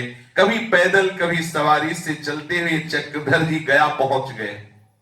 चक्रधर रात को सीधे राजा साहब के घर गए। श्री राजा साहब का नाम था अभिमुक्तेश्वर बहादुर सिन्हा। चक्रधर के पिताजी इन्हीं के राजकुल पुरोहित थे। राजा साहब चक्रधर जी को बहुत प्यार करते थे, बहुत सम्मान देते थे। इस समय चक्रधर जी को देखकर चौंक गए, कहने लगे इस समय आप कैसे आ गए? चक्रधर ने कहा मैं इसी समय गांव से यहां गया पहुंचा हूं। राजा साहब ने कहा मैंने सुना है कि तुम्हारे नाम का अंग्रेजी सरकार ने वारंट निकाल दिया है और पुलिस तुम्हें गिरफ्तार करने के लिए दौड़ धूप कर रही है। ऐसी परिस्थिति में तुम गया में घूम रहे हो? चक्रधर ने कहा वारंट है, इसीलिए मैं रात भर के लिए आपके यहाँ आया हूं। यदि आपके मन में तनिक भी भय ना हो तो मैं रुक जाऊं, नहीं तो अभी चला जाऊं। राजा साहब ने कहा भय का प्रश्न नहीं है, या संदेह रहित मन से रहो, पर तुम्हारे लिए मन में चिंता तो उत्पन्न होती ही है। चक्रधर ने आश्वस्त करते हुए कहा मैं रात बीतते बीतते सूर्योदय होने के पहले इस स्थान से चला जाऊंगा, किसी को पता नहीं लगेगा। राजा साहब ने तुरंत भोजन बनवाया। चक्रधर थाके मांदे तो थे ही, भोजन करके गहरी नींद में सो गए। प्रभात होते ही शौचादि से निवृत्त होने के बहाने से चक्रधर फल्गु नदी के पार किया। पुलिस की गतिविधियों की जानकारी प्राप्त करने के लिए चक्रधर चाहते थे कि मुझे एक चिकित्सा प्रमाण मिले, मेडिकल सर्टिफिकेट।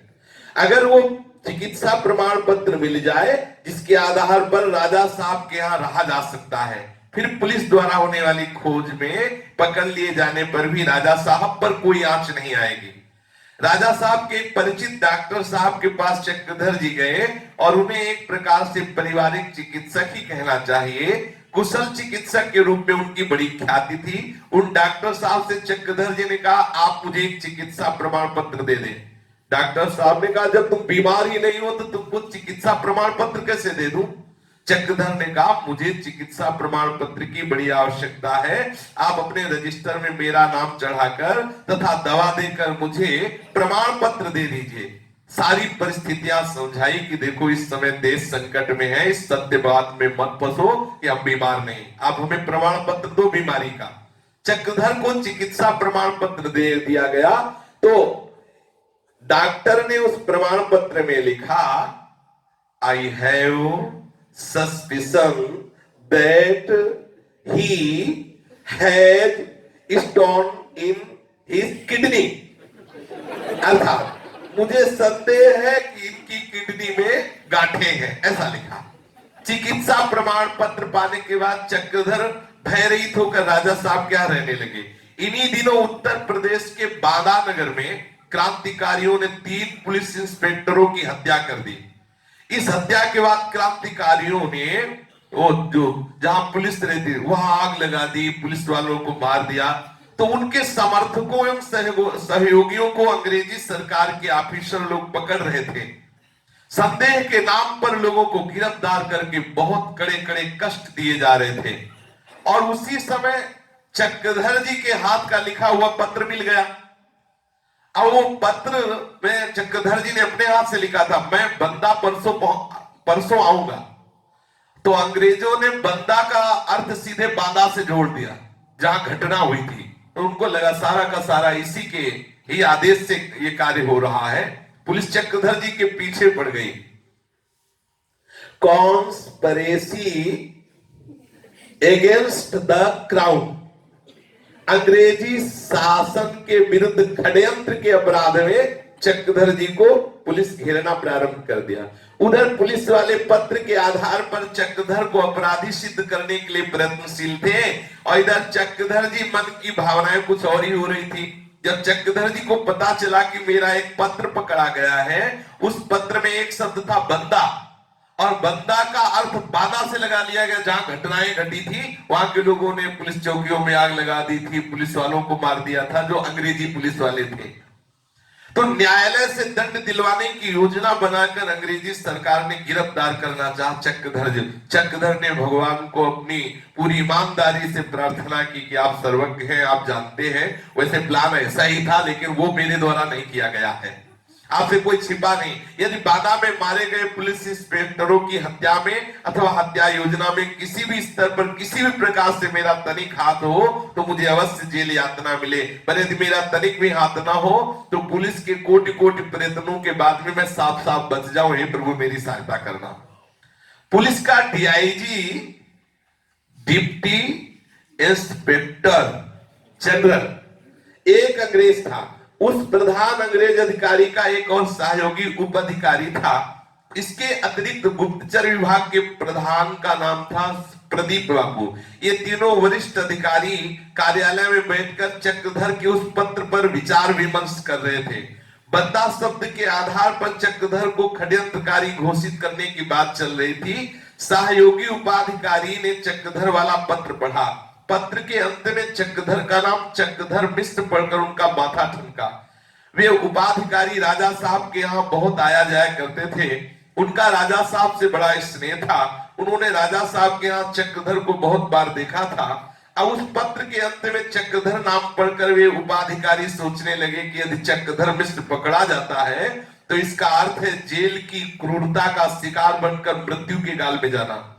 बाहर से कुछ भी अभिव्यक्त न होने देते हुए वे उपाधिकारी चक्रधर के बचाव का उपाय सोचने लगे, पर कोई उपाय सूझ नहीं रहा था। ये बात स्पष्ट थी कि इस पत्र का लिखने वाला चक्रधर मिश्र है और पुलिस ने बंदा और बाधा की तुक ऐसी मिला दी थी, उससे षड्यंत्र का संदेह होना 100% सही बन रहा था।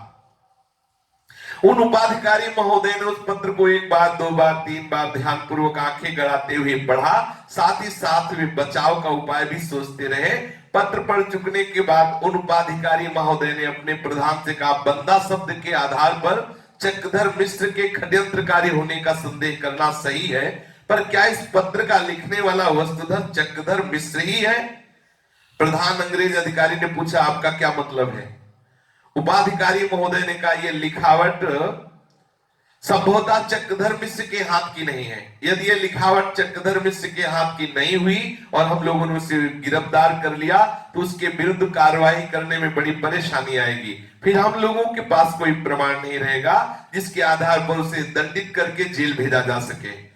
गुप्तचर विभाग के प्रधान प्रदीप बाबू ने तुरंत प्रतिवाद किया और पूर्ण दृढ़ स्वर में कहा, यह पत्र चक्रधर मिश्र के हाथ का है और यह लिखावट उसी की है। उपाधिकारी महोदय ने पुनः प्रदीप बाबू की बात काट दी और अपनी बात गिर जाना प्रदीप बाबू को अच्छा नहीं लगा। वे अपने अंग्रेज अफसरों की खुशी और खुशामद को ही सब कुछ मानते थे। उनके लिए देश और धर्म, गाय और गीता, हिंदुत्व और देवत्व कोई महत्वपूर्ण नहीं था। प्रदीप बाबू की मान्यता थी कि चाहे सिर पर चोटी और शरीर पर जनेऊ रहे या न रहे, चाहे भारत का गौरव और भारतीयों का जीवन बचे न बचे, मेरी सरकारी कुर्सी और मेरे अंग्रेज अफसर बने रहे, जिससे मेरी खूब भोग विलासिता की वस्तुएं और खूब सुंदर सुंदर ये सब भोग मिलते रहे। नमक हलाली के नाम पर अंग्रेज शासकों के प्रति वफादारी दिखलाने वाले, उनकी वाहवाही प्राप्त करने के लिए प्रदीप बाबू बड़े विख्यात थे। प्रदीप बाबू ने बड़ी चेष्टा की और मेरे गुप्तचर विभाग द्वारा लगाया गया आरोप पूर्णतः स्थापित हो जाए, पर उस अंग्रेज अधिकारी ने प्रदीप बाबू की बात नहीं मानी। उस पुलिस कार्यालय में 3 वरिष्ठ अधिकारियों के मध्य जो विचार विनिमय हो रहा था, उसके अंत में यही निश्चित हुआ कि चक्रधर का पत्र लिखावट विशेषज्ञ के पास भेजा जाए और उसकी रिपोर्ट के आधार पर ही आगे की कार्यवाही की जाएगी। अब पुलिस विभाग को आवश्यकता थी चक्रधर के हाथ से लिखे गए कुछ अंशों की, जिसकी लिखावट से पत्र के लिखावट की तुलना लिखावट विशेषज्ञ कर सके और अपना निर्णय दे सके। पुलिस ने दौड़ धूप करके पता लगाया कि चक्रधर रुग्णावस्था में आजकल राजा साहब के मकान पर है और वो अपनी चिकित्सा करवा रहा है। कई सिपाहियों के साथ पुलिस अधिकारी राजा साहब के यहाँ आए। अपने घर पर राजा साहब ने उनका स्वागत किया। पुलिस अधिकारी ने कहा कि ऐसी जानकारी मिली है कि चक्रधर मिश्र आपके यहाँ है। आप विश्वास करें कि हम लोग उसे गिरफ्तार करने के लिए नहीं आए हैं, केवल उससे कुछ लिखवाना है। हम बोलते जाएंगे कि क्या लिखना है, जो हम बोले उसे वो लिख दे। राजा साहब ने बात चक्रधर के पास कहला दी। चक्रधर घर के भीतर छुपे हुए बैठे थे। बात बनाए हुए और रोगी की तरह चलते हुए पुलिस अधिकारी के सामने आए। ऐसा चेहरा बना लिया, ऐसा चाल चले कि मानो बहुत बीमार है। चक्रधर जी को बैठने के लिए कुर्सी दी गई। पुलिस अधिकारी ने कहा मुझे आपके हाथ की लिखावट चाहिए है, मैं जो जो कहूं वो आप लिखते जाए। चक्रधर सारी बात ज्ञात थी। चक्रधर लिखकर दे देने के लिए तैयार हो गए। पुलिस अधिकारी ने जो जो कहा चक्रधर जी वो सब लिखते गए। कई बातें कई तरह से लिखवाई। चक्रधर का असली पत्र तो पुलिस कार्यालय में था, पर उस पत्र की नकल इस पुलिस अधिकारी के पास थी। वो नकल पुलिस अधिकारी बोलता चला गया, चक्रधर जी लिखते गए, कभी तेजी गति से, कभी धीमी गति से, और कभी बिल्कुल धीमी गति से, कभी मध्यम गति से, कभी मिश्रित गति से, कभी मंद गति से। इस प्रकार वही पत्र कई बार लिखवाया गया, 11 बार लिखवाया गया। चक्रधर जी ये सब अपनी असली स्वाभाविक लिखावट में लिखते गए। लिखते समय चक्रधर जी मन ही मन भगवान से प्रार्थना कर रहे थे कि हे नाथ, मैं अपनी लिखावट में कोई बनावट नहीं लाऊंगा। इस समय बनावट का समावेश करना कोई बड़ी बात नहीं है। बनावट का समावेश लिखावट में सरलता पूर्वक हो सकता है, पर इस समय मैं वैसे ही लिखूंगा जैसे मुझे सहज में लिखना आता है। और आप तो जानते हैं कि जो घटना हुई है, जो इंस्पेक्टरों की हत्या हुई है, वो मेरे द्वारा नहीं हुई, ये बात सर्वथा सत्य है। इसी सत्य के आधार पर हे भगवान, मैं आपसे प्रार्थना करता हूं कि मुझ पर जो आरोप मढ़ा जा रहा है, इसमें पूर्णता निर्दोष आप ही सिद्ध करेंगे। चक्रधर जी ने अपनी लिखावट को बिगाड़ने का प्रयास नहीं किया। चक्रधर सत्य को पकड़े रहे, सत्य का आश्रय लिए हुए भगवान की कृपा की प्रतीक्षा करते रहे। अपना मनचाहा लिखवाकर पुलिस के लोग चले गए। ये सब लिखे गए अंश और वो असली पत्र पुलिस ने लिखावट विशेषज्ञ के पास भेज दिया। प्रदीप बाबू को पूर्ण विश्वास था कि मेरी बात ऊंची रहेगी, बात के कट जाने का कोई प्रश्न ही नहीं, क्योंकि ये असली पत्र है ही चक्रधर मिश्र के हाथ का।